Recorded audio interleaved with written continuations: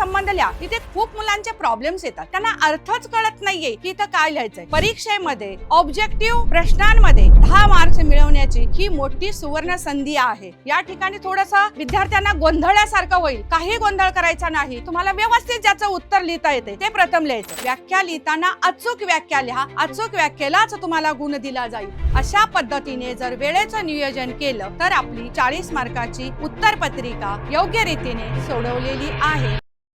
SSC विज्ञान भाग 2 paper कसा सोडवावा?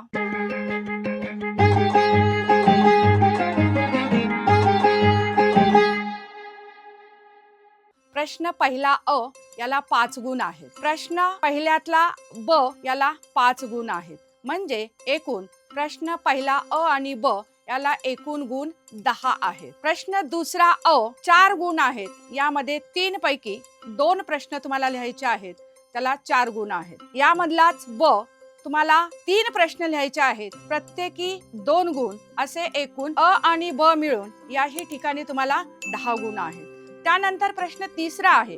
प्रश्न तिसऱ्यामध्ये 8 पैकी 5 प्रश्न लिहायचे आहेत, प्रत्येकी प्रश्नाला 3 गुण. असे एकूण 5 प्रश्नाला 15 गुण आहेत. त्यानंतर प्रश्न चौथा आणि शेवटचा यामध्ये 2 प्रश्न दिलेले आहेत, त्यापैकी एक प्रश्न सोडवायचा आहे आणि त्या एका प्रश्नाला गुण आहेत 5. म्हणजे एकूण पहिल्या प्रश्नाला 10, दुसऱ्या प्रश्नाला 10, तिसऱ्या प्रश्नाला 15 आणि चौथ्या प्रश्नाला 5 असे एकूण 40 गुणांचा विज्ञान भाग 2 चा पेपर आहे. प्रश्न क्रमांक 1 यामध्ये प्रामुख्याने कोणत्या स्वरूपाचे प्रश्न विचारले जातात? उदाहरणार्थ चूक की बरोबर. दुसरा जोड्या लावा. तिसरा आहे वेगळा घटक ओळखा. चौथा आहे एका वाक्यात उत्तरे द्या. 5वा व्याख्या लिहा. 6वा आहे उदाहरणे द्या. 7वा आहे नियम दिले असतील ते नियम आपल्याला लिहायचे आहेत. आणि 8वा शेवटचा मुद्दा आहे रिकाम्या जागा लिहा. आता आपण नमुना प्रश्नपत्रिका कशी असते ते या ठिकाणी पाहूया. या ठिकाणी काही सूचना दिलेल्या आहेत. या सूचनेचं पालन आपल्याला प्रश्नपत्रिका सोडवताना करायचंय. आता आपण पाहूया प्रश्न क्रमांक 1 अ. या ठिकाणी जर तुम्ही पाहिलं प्रश्न क्रमांक 1 अ काय दिलेला आहे? दिलेल्या पर्यायापैकी पर्यायाचा क्रमांक लिहा. पुन्हा एकदा मी प्रश्न वाचते विद्यार्थी मित्रांनो, नीट ऐका. दिलेल्या पर्यायापैकी पर्यायाचा क्रमांक लिहा. याचा अर्थ काय आहे की हा एक प्रश्न दिलाय. जसा मी प्रश्न वाचते, श्वसनामध्ये ग्लुकोजचे पूर्ण विघटन होऊन ऊर्जेबरोबरच पाणी आणि टिंबटिंबचे रेणू तयार होतात. याला पर्याय किती दिलेले आहेत? 4. अ, ब, क, ड. ह्या पैकी जे उत्तर बरोबर आहे, फॉर एक्झाम्पल हे उत्तर बरोबर आहे. कोणतं? CO2. तर या ठिकाणी CO2 चा पर्याय तुम्हाला अ हा लिहायचा आहे. CO2 न लिहिता तुम्हाला पर्यायाचं अक्षर लिहायचं आहे. म्हणजे काय लिहायचं आहे? अ. म्हणजे तुम्ही प्रश्न पहिला अ मधल्या पहिल्या आकड्याचं उत्तर काय लिहिणार? पर्याय अ. त्यानंतर दुसरा प्रश्न आहे व्हिनेगर मध्ये टिंबटिंब आम्ल असतं. याही ठिकाणी 4 पर्याय दिलेले आहेत. 4 पैकी ज्या पर्यायाचं उत्तर बरोबर आहे, फॉर एक्झाम्पल ए ॲसिटिक हे उत्तर बरोबर आहे, तर मला त्या ठिकाणी हे उत्तर अ हा पर्याय असा लिहायचा आहे. तिसरा उपप्रश्न आहे जनुकामध्ये अचानक बदल होऊन सजीवात लहानसा बदल घडून येतो, तो बदल म्हणजे टिंबटिंब होय. इथेही आपल्याला फक्त पर्याय लिहायचा आहे. मग कोणता पर्याय आहे? अ बरोबर आहे, ब बरोबर आहे, क बरोबर आहे. तर यामधला जो पर्याय बरोबर आहे तो आहे ब. म्हणून आपल्याला याचं उत्तर काय लिहायचं? इथे ब लिहायचं आहे. काय लिहायचं आहे? ब लिहायचं आहे. नंतर यातला चौथा मुद्दा आहे मानवी शुक्रपेशीची निर्मिती टिंबटिंब मध्ये होते. इथेही आपल्याला फक्त पर्यायच लिहायचा आहे.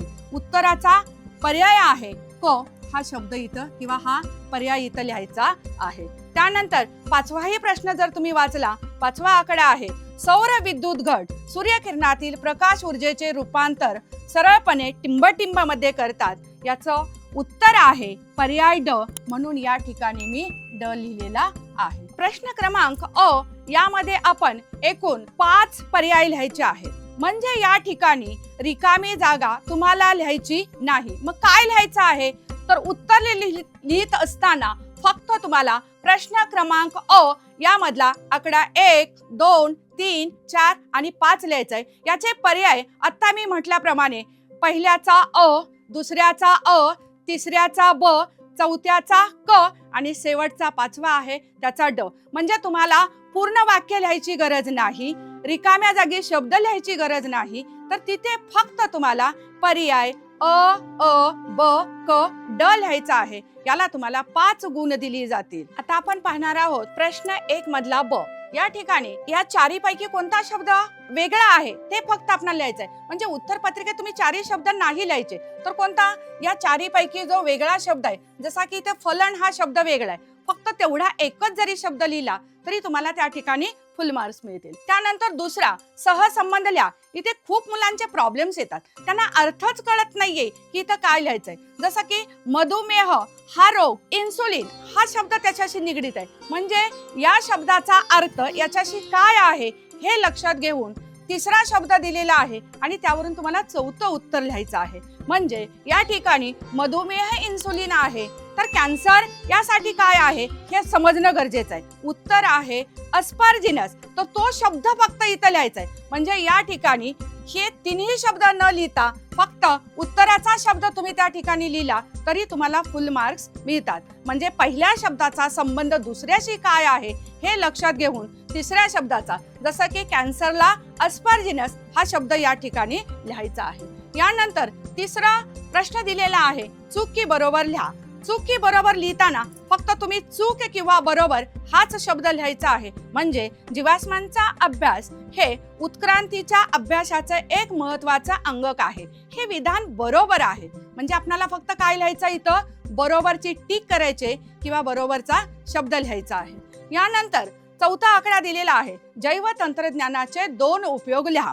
जैव तंत्रज्ञानाचे पाठ्यपुस्तकामध्ये 4 ते 5 उपयोग दिलेले आहेत, पण इथं आपल्याला अट्ट घातलेली आहे कोणतेही 2 उपयोग लिहा. उदाहरणार्थ 2 उपयोगामध्ये पहिला उपयोग आहे कशासाठी केलेला आहे तो लिहा. त्यानंतर दुसरा उपयोग लिहा.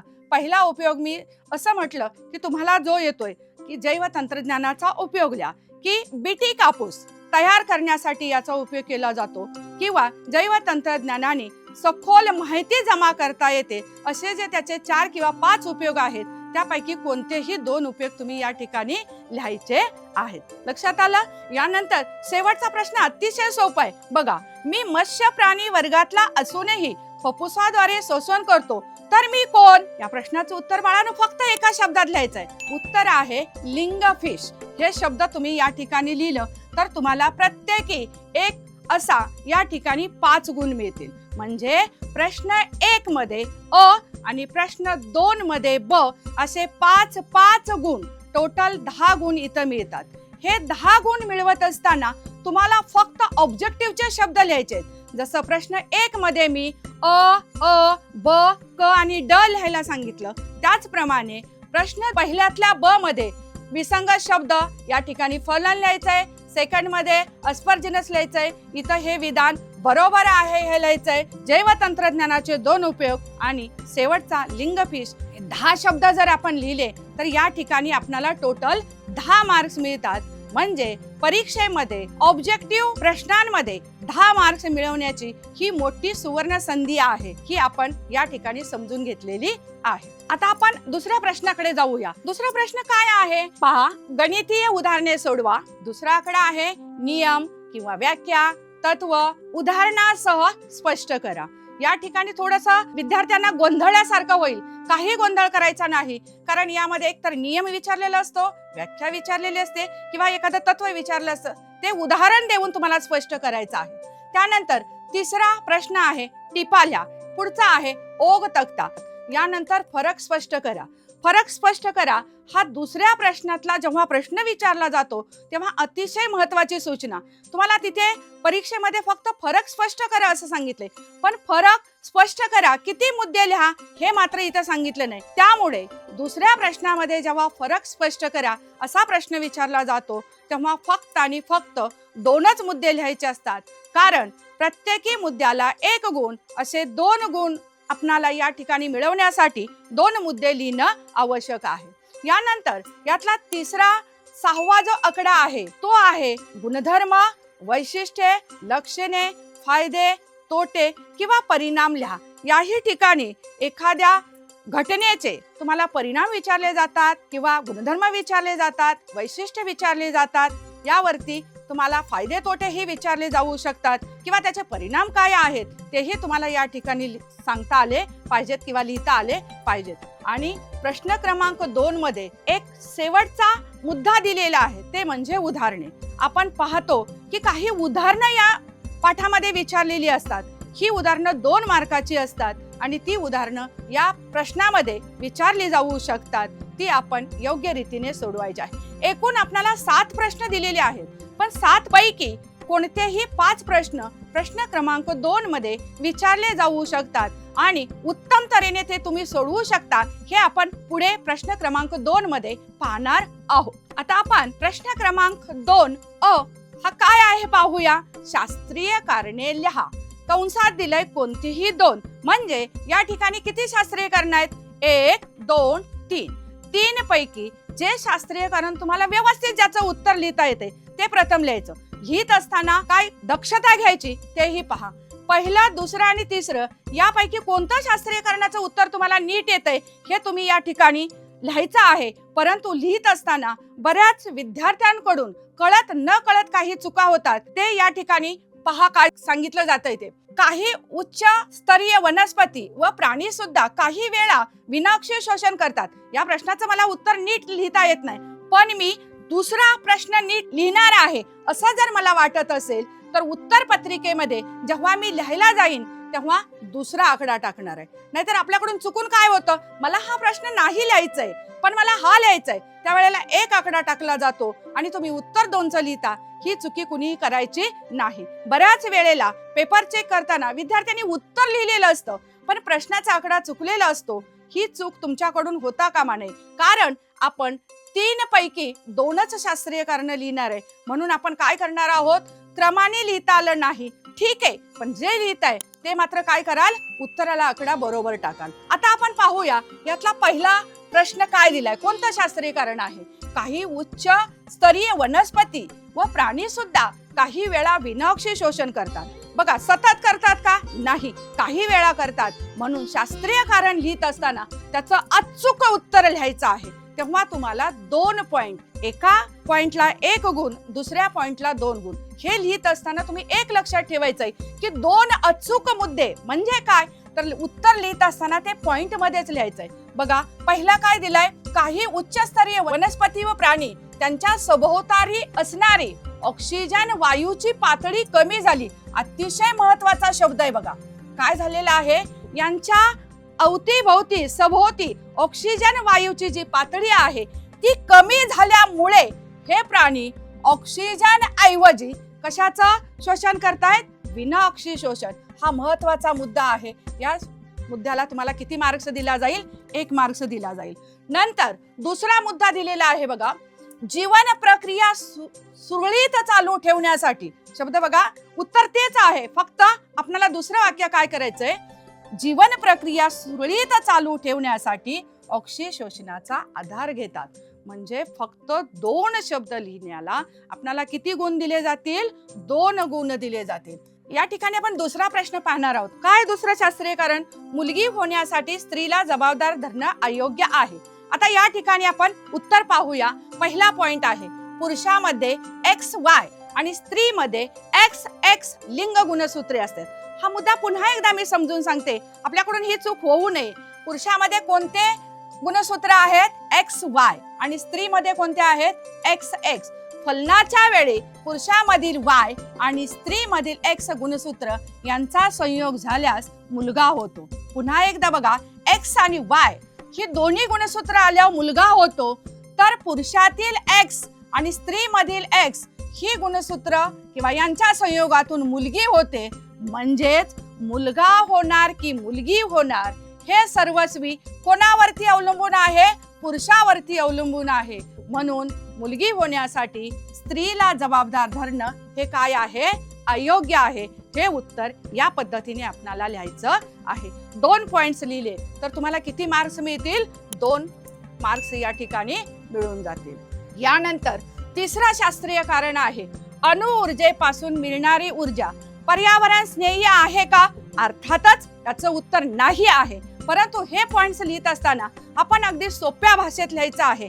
ते म्हणजे कसं? पहिला पॉइंट आहे बघा, अणु ऊर्जा निर्मिती केंद्रात आण्विक इंधनांचे अणुविघटन झाल्यावर धोकादायक अशी आण्विक प्रारणं बाहेर पडतात आणि ती मानवी शरीराला अतिशय घातक आहेत.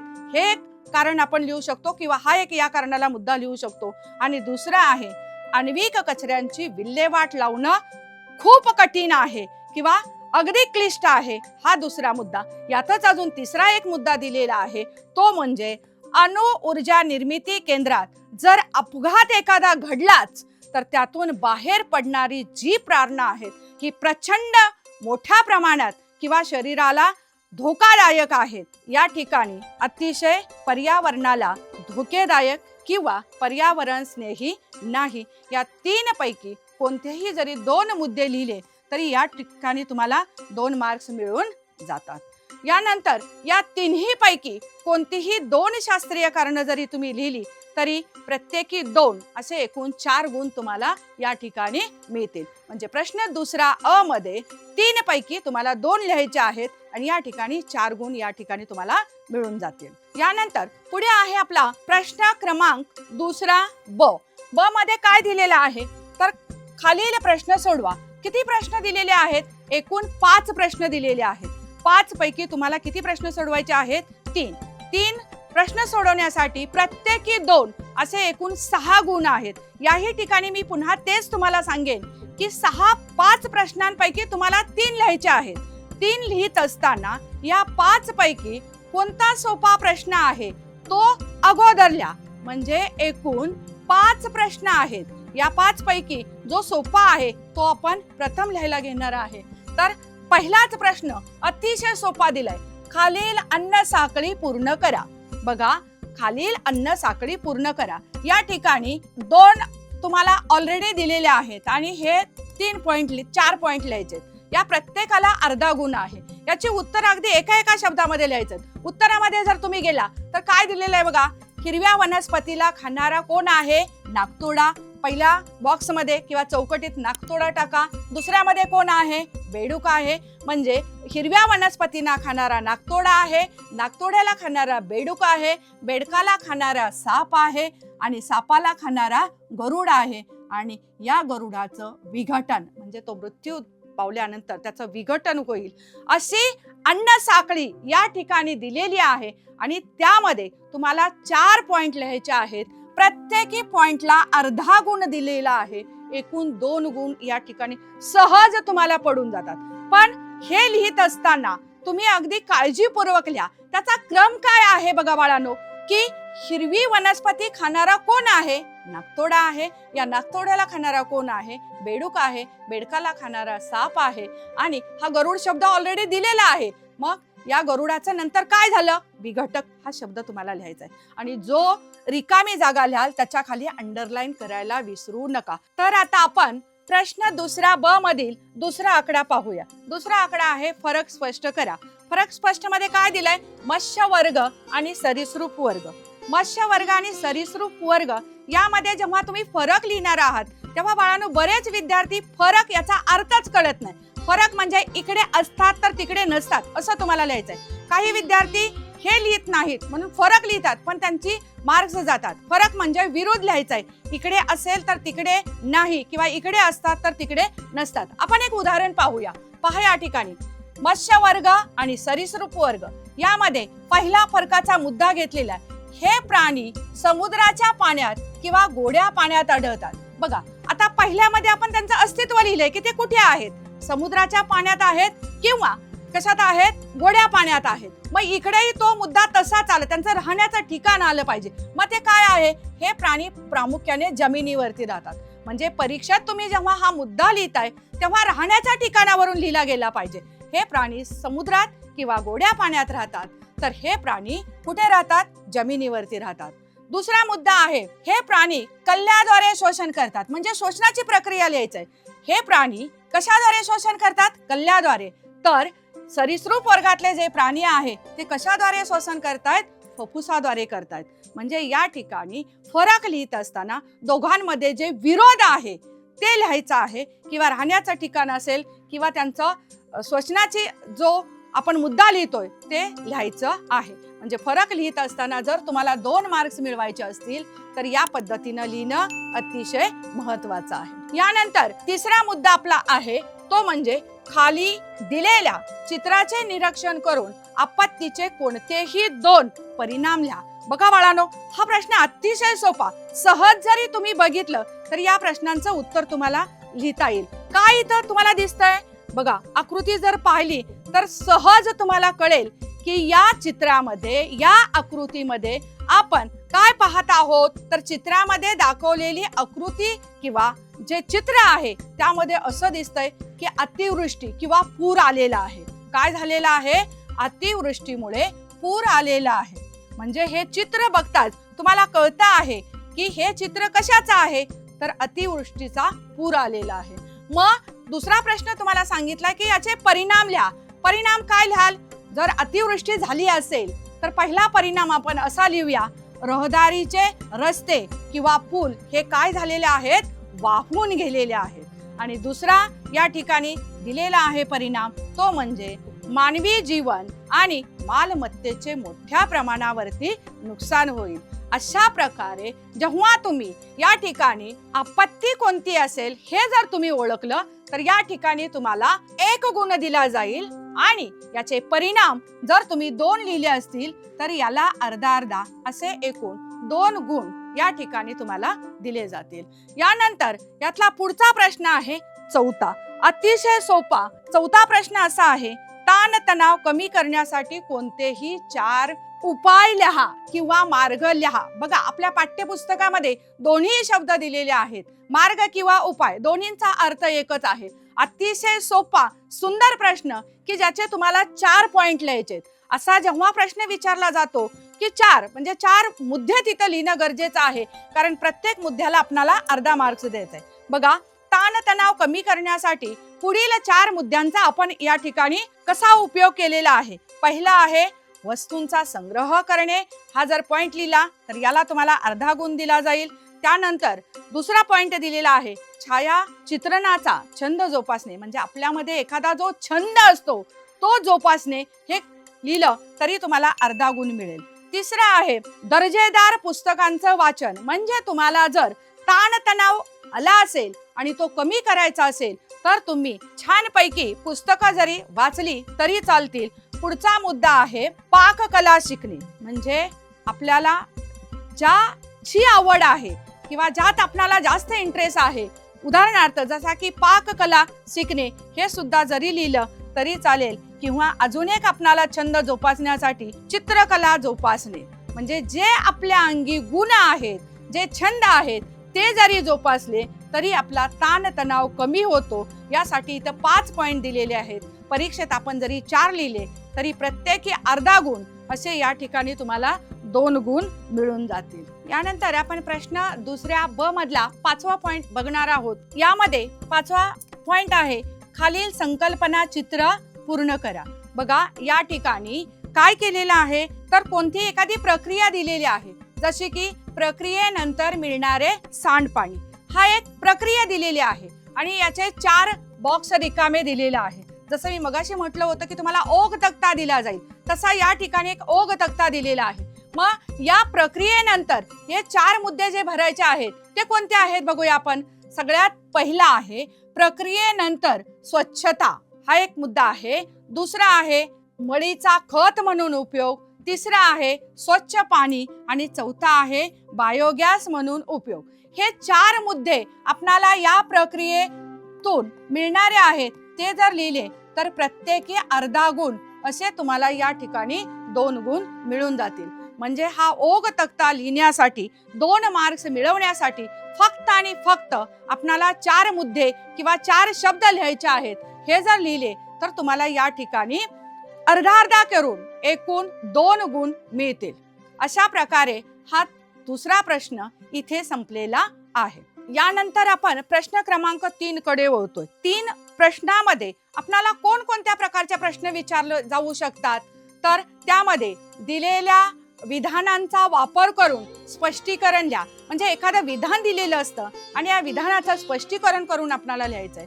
दुसरा प्रश्न लिहिलेला आहे, उपाय योजना सुचवा.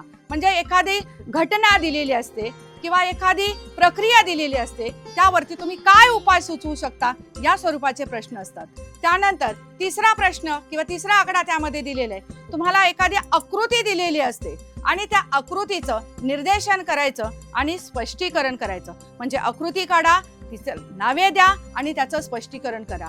आणि पुढचा आकडा मुद्दा आहे, सारणी किंवा तक्ता पूर्ण करा. म्हणजे जसं मगाशी मी ओघ तक्ता म्हटलं तसं याही ठिकाणी एखादी सारणी दिली जाते किंवा तक्ता दिला जातो आणि तो आपल्याला पूर्ण करायचा आहे. आणि यातला जो शेवटचा 5वा मुद्दा आहे तो उदाहरणासह स्पष्टीकरण. म्हणजे एखादी व्याख्या विचारली जाईल किंवा त्याचं उदाहरण विचारलं जाईल आणि त्याचं तुम्हाला स्पष्टीकरण करायचं असतं.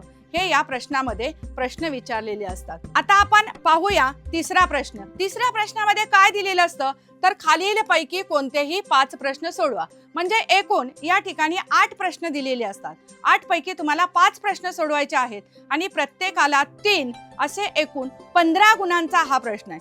हा प्रश्न सोडवत असताना प्रत्येक प्रश्नाचं उत्तर लिहित असताना त्या प्रश्नामध्ये तुम्हाला काय विचारलेलं आहे हे पाहायचं आहे. फॉर एक्झाम्पल आपण पहिला प्रश्न घेऊया. पहिला प्रश्न दिलेला आहे, अनुवंशिकता म्हणजे काय. बघा इथं काय विचारली, व्याख्या विचारली. जसं की इथं उत्तरामध्ये बघा व्याख्याला किती गुण दिलेला आहे, 1 गुण दिलेला आहे. काय व्याख्या आहे, व्याख्या मात्र तुम्हाला अचूक लिहावी लागेल, बरोबर, त्याला 1 गुण दिला जाईल. त्यानंतर काय विचारलंय, अनुवंशिक बदल कसे घडतात. म्हणजे अनुवंशिक बदल म्हणजे काय. फॉर एक्झाम्पल या ठिकाणी हा एक बदल आहे, उत्परिवर्तन आणि अर्धगुणसूत्री विभाजन. म्हणजे हा प्रश्न लिहित असताना या प्रश्नात काय विचारलंय हे समजणं गरजेचं आहे.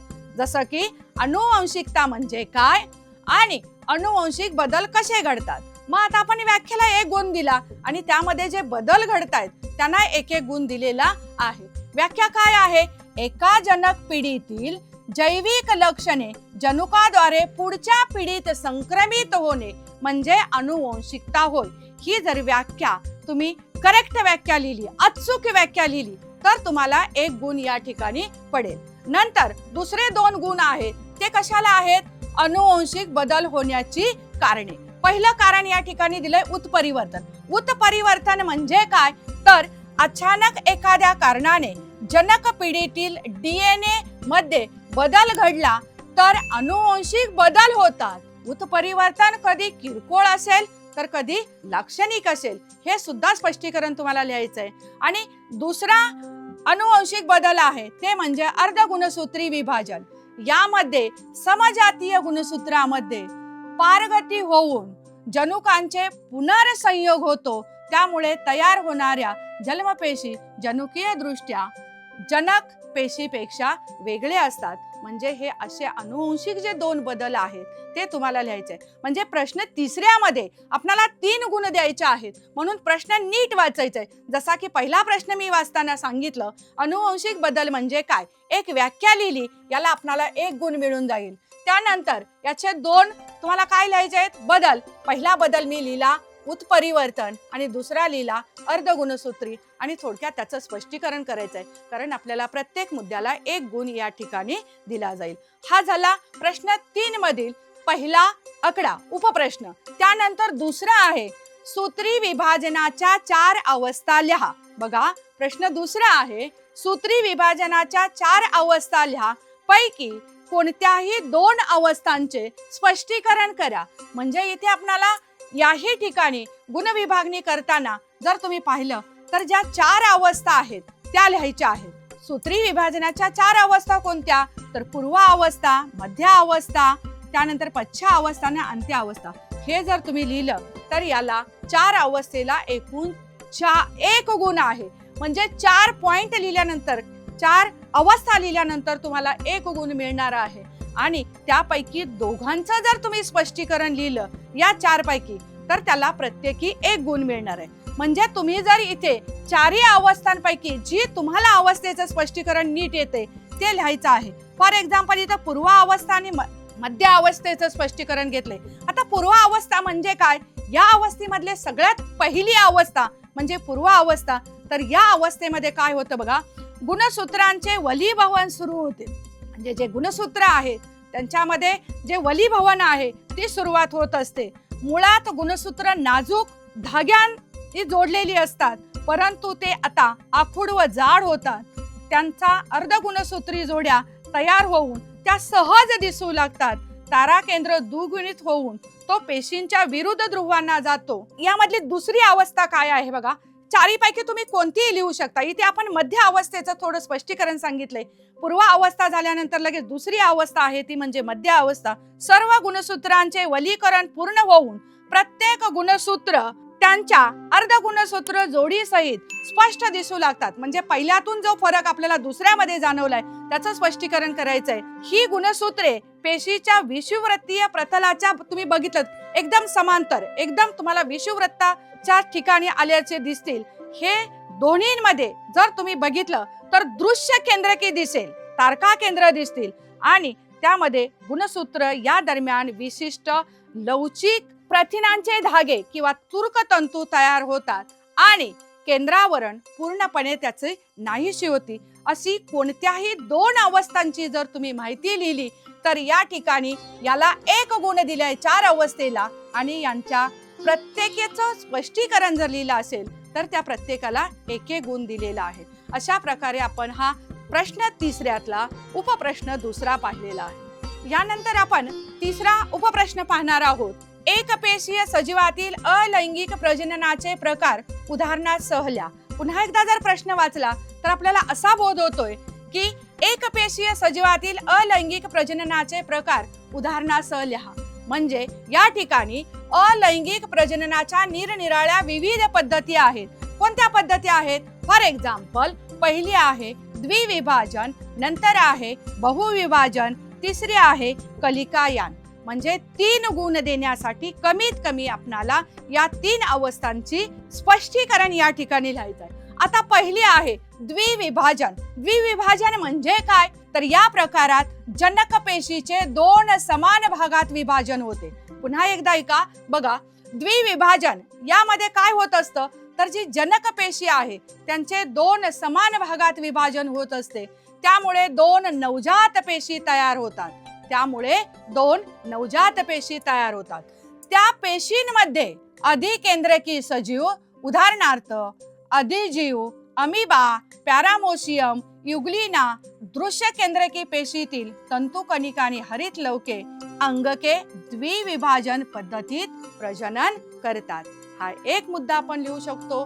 नंतर बहुविभाजन म्हणजे काय? बहु म्हणजे एकापेक्षा जास्त. जसं आपण द्विविभाजन म्हटलं एकापासून 2, तसं आता आपण इथे बहुविभाजन म्हणतोय. बहुविभाजन म्हणजे काय? तर प्रतिकूल परिस्थितीत जेव्हा अन्न अपुरे असते तेव्हा अमिबा सारखा कोणता प्राणी आहे? अमिबा सारखा अधिजीव बहुजन विभाजन पद्धतीने अलैंगिक प्रजनन करतो. यानंतर यातला तिसरा पॉइंट आहे कलिकायान. कलिकायान म्हणजे काय? तर किण्व कलिकायान पद्धतीने, किण्व जो आहे हा कलिकायान पद्धतीने अलैंगिक प्रजनन करतात. मग यामध्ये प्रथम जनक पेशीत सूत्री विभाजन 2 नवजात केंद्रके तयार होतात. या पेशीला एक बारीकसा फुगवटा किंवा त्याला विज्ञानच्या भाषेत कलिका असे म्हणतात. ती कलिका किंवा त्याला फुगवटा येतो आणि जे 2 केंद्रके आहेत, जी 2 नवजात केंद्रके तयार झाली तो एक कलिकेमध्ये शिरतो आणि कलिकेची योग्य वाढ झाली की नंतर ती जनक पेशी पासून वेगळी केली जाते. याला नवजात पेशी किंवा नवजात किण्व पेशी असं म्हटलं जातं. अशा प्रकारे जेव्हा तुम्ही 3 मुद्द्यांचं स्पष्टीकरण लिहाल तेव्हा तुम्हाला प्रत्येकी 1 असे 3 गुण या प्रश्नामध्ये मिळून जातील. यानंतर प्रश्न तिसऱ्या मधला चौथा मुद्दा आहे आण्विक विद्युत निर्मितीमुळे कोणते इंधन वापरतात? पुन्हा एकदा प्रश्न काय? आण्विक विद्युत निर्मितीमुळे कोणते इंधन वापरतात? या विद्युत निर्मितीमुळे निर्माण होणाऱ्या कोणत्याही 2 समस्या स्पष्ट करा. म्हणजे इथे पहिला उत्तर तुमचं कोणतं येईल? कोणतं इंधन वापरतात? कोणतं इंधन वापरतात बघा दिलेलं आहे कोळसा. उत्तर लिहिताना तुम्हाला प्रश्न काय विचारलाय हे नेमकं कळलं पाहिजे. आण्विक विद्युत निर्मितीमध्ये कोळसा हे जीवाश्म इंधन वापरतात. यानंतर तुम्हाला विचारलेलं आहे की यामध्ये कोणत्या 2 समस्या निर्माण होतील. त्या समस्या लिहिण्यासाठी आपल्याला 2 मार्क्स आहेत. पहिली समस्या दिलेली आहे हवा प्रदूषण. पहिली समस्या दिली हवा प्रदूषण म्हणजे कोळशाच्या ज्वलनाने carbon dioxide, carbon dioxide, sulphur dioxide, nitrogen oxide यासारखे हानिकारक व शरीराला घातक असे वायू तयार होतात. हा पहिला आपणाला परिणाम सांगता येईल. त्यानंतर दुसरा परिणाम दिलेला आहे ते म्हणजे इंधनांचे सूक्ष्म कण वातावरणात सोडले जातात. हे घनरूप कण मानवी शरीराच्या श्वसन संस्थेसाठी अतिशय गंभीर असे विकार उद्भवू शकतात. हा एक परिणाम आहे. आणि तिसरा दिलेला आहे कोळशाचे भूगर्भात जे साठे आहेत, कोळशाचे भूगर्भात जे साठे आहेत ते फार काळ पुरणार नाहीत. यामुळे पुढच्या काळात विद्युत निर्मितीसाठी कोळशाच्या उपलब्धतेवरती अवलंबून राहता येणार नाही. या 3 समस्या आहेत. या 3 समस्यापैकी जरी तुम्ही 2 समस्या लिहिल्या तरी या ठिकाणी 3 मार्क्स तुम्हाला पडून जातील. यानंतर पुढचा 5वा प्रश्न आहे मृदुकाय प्राणी संघातील शरीराची 3 वैशिष्ट्ये सांगा. बघा या ठिकाणी उत्तर लिहित असताना कोणत्या संघातला प्राणी आहे ते तुम्हाला कळणं गरजेचं आहे. जसा की मृदुकाय संघातील कोणता प्राणी तुम्ही लक्षात ठेवलेला आहे त्यावरून त्याची वैशिष्ट्ये सहजपणे लक्षात येतात. बघा मृदुकाय प्राणी संघातील प्राण्यांच्या शरीराची वैशिष्ट्ये सगळ्यात महत्वाचे म्हणजे या संघात जे प्राणी राहतात यांचं शरीर जर बघितलं तर मऊ आणि बुळबुळीत असतं. हे एक वैशिष्ट्य लिहू शकाल. त्यानंतर दुसरं हे प्राणी कुठे राहतात तर जमिनीमध्ये आणि पाण्यामध्ये, म्हणून हेही एक वैशिष्ट्य आपण या ठिकाणी सहजपणे लिहू शकतो की हे प्राणी जलचर किंवा भूचर आहेत. पुढचं वैशिष्ट्य आहे हे प्राणी एकलिंगी आहेत. म्हणजे या संघामध्ये जे प्राणी आहेत हे एकलिंगी आहेत. आणि पुढचं वैशिष्ट्य दिलंय हा संघ जो आहे तो प्राण्यांमध्ये खूप मोठा संघ आहे. त्याचा 2रा क्रमांक लागतो. म्हणजे या प्राण्यामधील दुसरा सर्वात मोठा संघ कोणता असेल तर तो आहे मृदुकाय संघ. यानंतर आपण प्रश्न क्रमांक 3 मधील 6व्या प्रश्नाकडे वळतोय. 6वा प्रश्न आहे आम्ल पर्जन्यांचे घटक कोणते, त्याचे पृथ्वी तळावर होणारे कोणतेही दुष्परिणाम लिहा. याचं उत्तर जर तुम्ही पाहायला गेलं तर अगदी सोप्या भाषेत दिले. आम्ल पर्जन्याचे घटक कोणते, कोणकोणते घटक आहेत तर उदाहरणार्थ सल्फर डायऑक्साईड किंवा नायट्रोजन डायऑक्साईड हे 2 पॉइंट्स किंवा 2 वायूंची नावं तुम्हाला लिहायची आहेत. यानंतर विचारले की याचे दुष्परिणाम काय होतात, पृथ्वी तळावरती याचे दुष्परिणाम काय होतात. तर पहिला परिणाम आहे आम्ल पर्जन्यामुळे धातूचे पुतळे, पूल आणि इमारतीवरील धातूचे क्षरण होते आणि ते एकदा का झाले तर ते भरून निघत नाही. हा सर्वात मोठा याचा परिणाम आहे. दुसरा आहे ऐतिहासिक वस्तूचे क्षरण. जे मोठमोठ्या ऐतिहासिक वस्तू आहेत त्याची जर झीज झाली त्याचं क्षरण होतं, हाही एक मोठा परिणाम आहे. आणि तिसरा दिलेला आहे भूप्रदूषण. जमिनीवरती मोठ्या प्रमाणात प्रदूषण होत असते. अशा प्रकारे जर आपण आम्ल पर्जन्याचे घटक जर लिहिले तर त्याला 1 गुण मिळेल आणि त्याचे जर परिणाम लिहिले तर त्याला अनुक्रमे 2 गुण मिळतील. असे एकूण 3 गुण या प्रश्नामध्ये मिळून जातात. यानंतर या प्रश्नामधला सगळ्यात महत्वाचा सोपा जो तुम्हाला सहज प्रश्न लिहिता येईल हा प्रश्न या ठिकाणी दिलेला आहे. 7वा प्रश्न काय दिलेला आहे, खालील शब्द कोडे पूर्ण करा. हे शब्द कोडे पूर्ण करण्यासाठी काही शब्द तुम्हाला ऑलरेडी इथं दिलेले आहेत. बघा 1, 2, 3, 4 असे 4 आहेत. पैकी तुम्हाला 3 या ठिकाणी लिहायचंय. एक त्यातला दिलेला आहे व्यसनाधीनता आणि हे कोडे या ठिकाणी दिलेले. मग राहिलेले जे 3 शब्द आहेत ते तुम्हाला सोडवायचे आहेत. पहिला प्रश्न किंवा पहिला दिलेला या ठिकाणी मद्य तंबाखूजन्य पदार्थाचे सेवन, त्यावरून तुम्हाला काय दिलेलं आहे व्यसनाधीनता.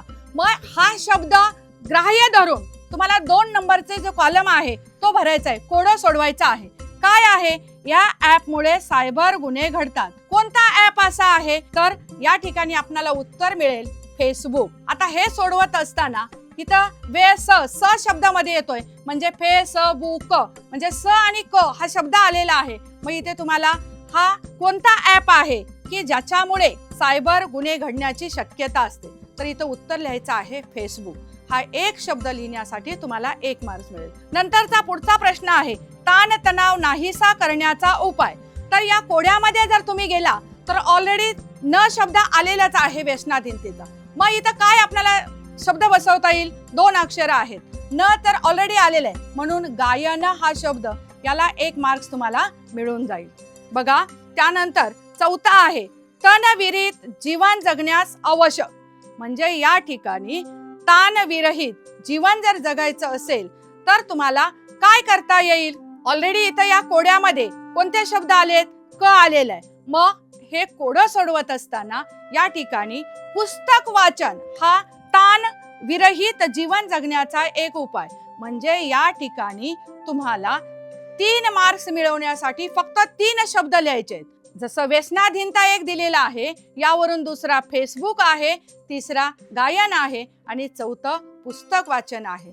म्हणजे कोडे सोडवा हा जर प्रश्न आला तर अतिशय उत्तम रीतीने जर तुम्ही सोडवला, थोडंसं प्रश्नांची उत्तरं जर इथं पाहिली तर कोड्यामध्येच असतात, हे कोडं सोडवलं तर आपले 3 मार्क्स मिळणारं कोडं या ठिकाणी सुटून जाईल. अशा प्रकारे एकूण या ठिकाणी आपण 7 प्रश्न सोडवलेले आहेत. प्रश्न 3 मधील 8वा उपप्रश्न या ठिकाणी आपण पाहतोय तो असा आहे तुम्ही ऐकलेल्या एका आपत्तीचे कारण, परिणाम आणि केलेली उपाययोजना. बघा आता आपत्ती तर अनेक आहेत, जसा पूर आहे, एखादा ज्वालामुखी उद्रेक आहे किंवा एखादी नैसर्गिक आपत्ती आहे. तर या आपत्तीचं तुम्हाला काय लिहायचं आहे? कारण लिहायचं आहे.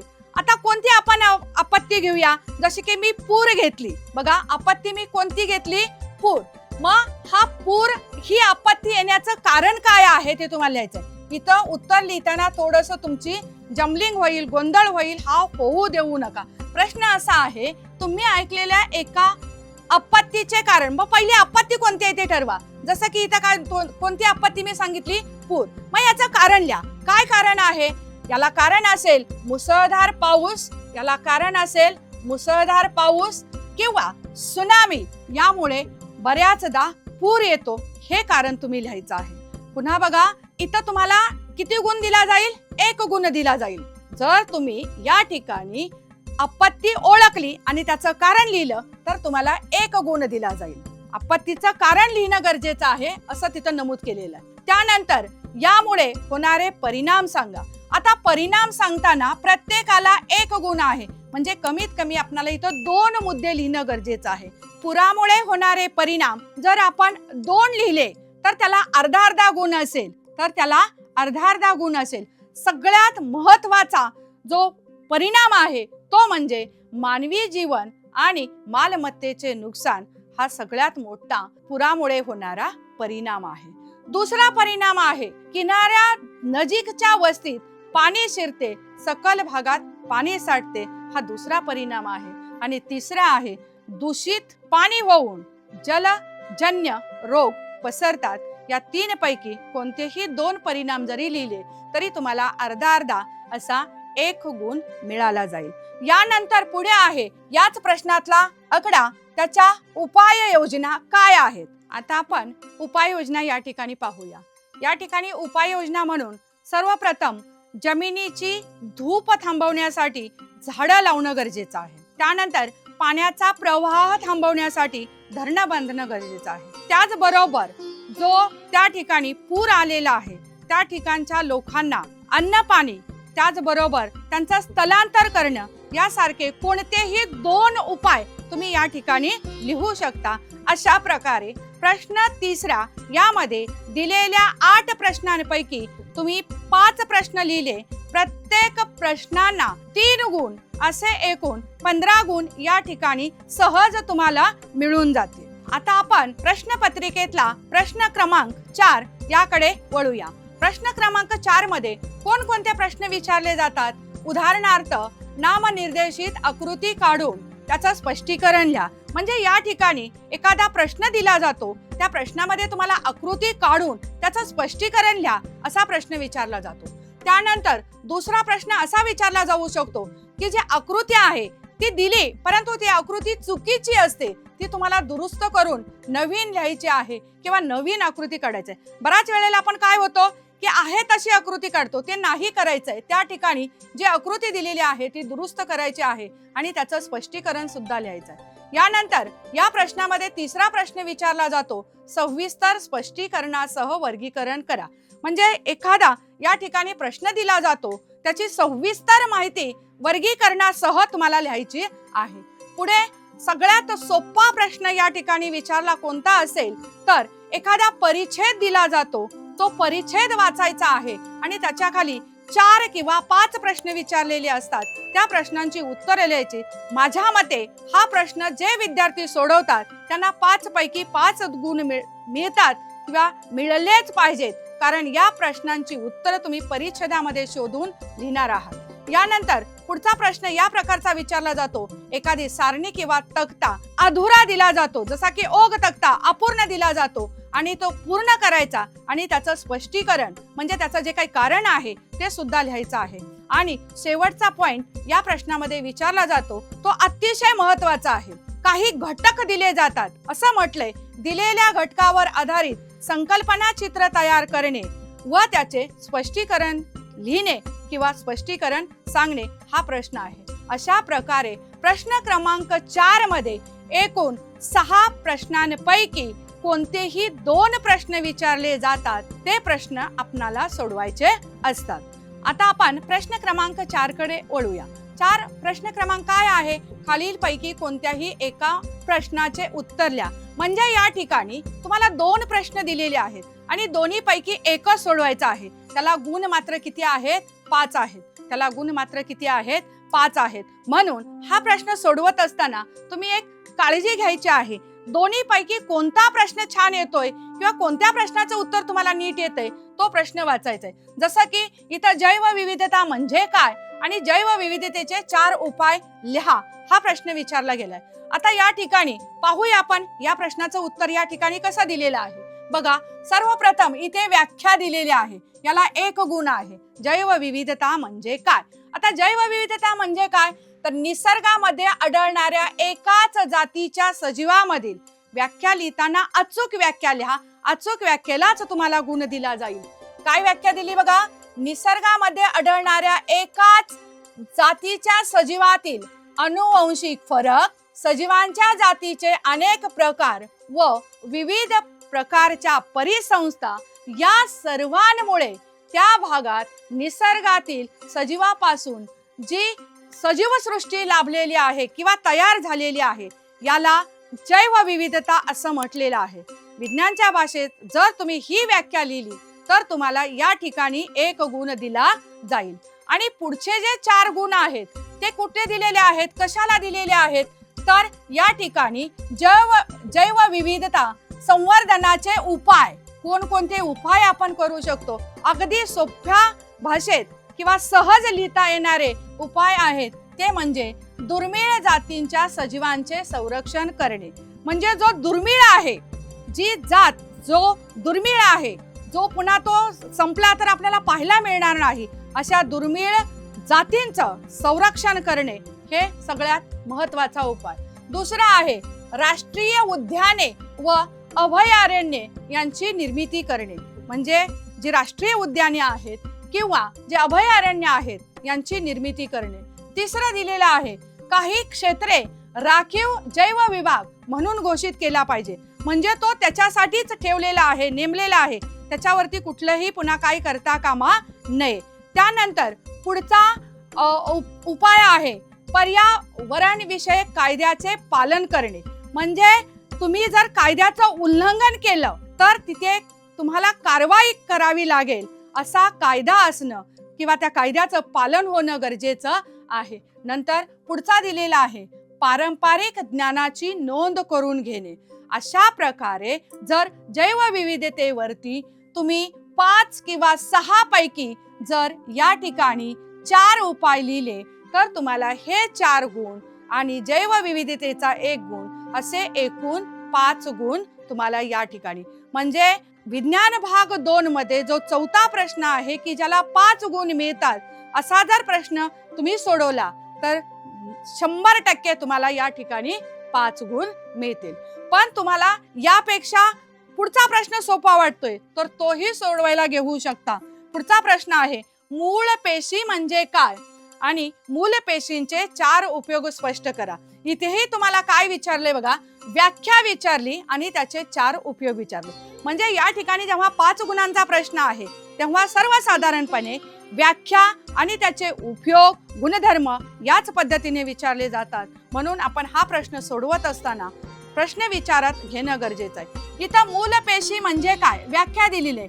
काय मूलपेशीची व्याख्या आहे तर अविभेदित प्राथमिक स्वरूपाच्या स्वतःची पुनरावृत्ती करण्याची क्षमता आणि बहुविधता असलेल्या पालक पेशी म्हणजे मूलपेशी होय.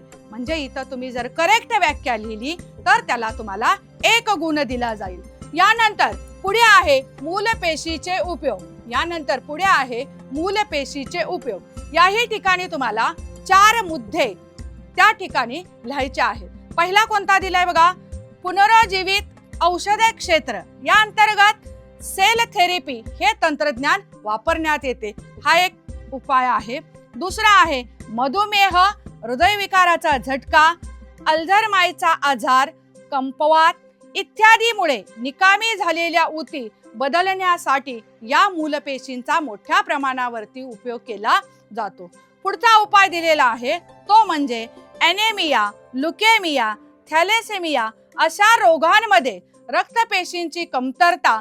अशा वेळेला रक्तपेशी बनवण्यासाठी मूलपेशींचा मोठ्या प्रमाणावरती वापर केला जातो. आणि चौथा दिलंय अवयव रोपण. या तंत्रात मूलपेशीपासून अवयव बदलून त्यांचे रोपण करता येते. उदाहरणार्थ जर आपण पाहिलं तर एखाद्याचं यकृत किंवा वृक ज्याला आपण किडनी म्हणतो ते जर खराब झालं तर या ठिकाणी मूलपेशी यामुळे ते आपणाला बसविता येतं किंवा त्याचं रोपण करता येतं.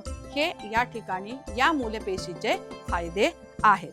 अशा प्रकारे प्रश्न क्रमांक 4 मधील दोन्ही पैकी एक म्हणजे 1 आणि 2 यापैकी जो प्रश्न तुम्हाला छानपैकी लिहिता येतोय, ज्याचे 4ही पॉइंट्स किंवा व्याख्या, उपाय, गुणधर्म जे विचारले ते लिहिता येत असेल, ते जर तुम्ही लिहिलं तर याही प्रश्नात तुम्हाला 5 पैकी 5 मार्क्स पडून जातात. अशा प्रकारे आपण विज्ञान भाग 2 चा चौथा प्रश्न या ठिकाणी पाहिलेला आहे. आता आपण 2 तासाचा जो पेपर सोडवलेला आहे त्या पेपराच्या वेळेचं नियोजन कसं असलं पाहिजे हे या ठिकाणी पाहूया. प्रश्न क्रमांक आणि वेळ या ठिकाणी जर आपण पाहिली, प्रश्न क्रमांक 1 अ आणि ब हे 5-5 गुणांचे आहेत. त्याला आपण 10-10 मिनिट वेळ देणार आहोत. त्यानंतर प्रश्न दुसरा हा या ठिकाणी 15 मिनिटासाठी आहे. त्यामध्ये आपण 2 शास्त्रीय कारण लिहिणार आहोत आणि त्यामधला जो ब आहे यामध्ये आपण 3 प्रश्न लिहिणार आहोत 3-3 गुणाचे. याच्यासाठी 15 मिनिटं वेळ दिलेला आहे. यामध्ये आपण प्रश्न 1 साठी 20 मिनिट वेळ दिलेला आहे आणि प्रश्न दुसऱ्यासाठी 30 मिनिट वेळ दिलेला आहे. पुढचा जो राहिलेला वेळ आहे ती 50 मिनिटे आपण प्रश्न क्रमांक 3 मध्ये जे 5 प्रश्न लिहिलेले आहेत 3-3 मार्काचे त्याच्यासाठी वेळ दिलेला आहे. म्हणजे जवळजवळ इथं 50 मिनिटे आपला वेळ गेलेला आहे. आणि प्रश्न चौथ्यासाठी जो वेळ आपला राहिलेला आहे तो आहे 20 मिनिटे. असा एकूण जवळजवळ 120 मिनिटाचा पेपर आपण लिहिलेला आहे. पण आपल्याकडे अजून 10 मिनिट शिल्लक आहेत. या 10 मिनिटामध्ये आपण काय करायचं आहे तर जो पेपर आपण पूर्ण लिहिलेला आहे तो पुन्हा एकदा वाचायचा आहे. त्यामध्ये चुकून आपल्याकडून एखाद्या प्रश्नाचं उत्तर, रिकामी जागा किंवा जोडी राहिलेली आहे का हे लक्षात येईल आणि जर राहिली असेल तर ती आपण लिहू शकतो आणि आपला पेपर पूर्ण 40 पैकी 40 मार्काचा लिहिला की नाही हे एकदा आपल्याकडून तपासून जातं. हे आपण या 2 तासात हे काम करायचं आहे. अशा पद्धतीने जर वेळेचं नियोजन केलं तर आपली 40 मार्काची उत्तरपत्रिका योग्य रीतीने सोडवलेली आहे हे आपल्या लक्षात येतं. आता आपण संपूर्ण पेपर कसा सोडवायचा ते पाहिलं, तरी देखील तुम्हाला एखाद्या प्रश्नात काही शंका असेल तर ते आम्हाला कॉमेंट करून नक्की विचारा. तुमच्या शंकेचं निरसन नक्की केले जाईल.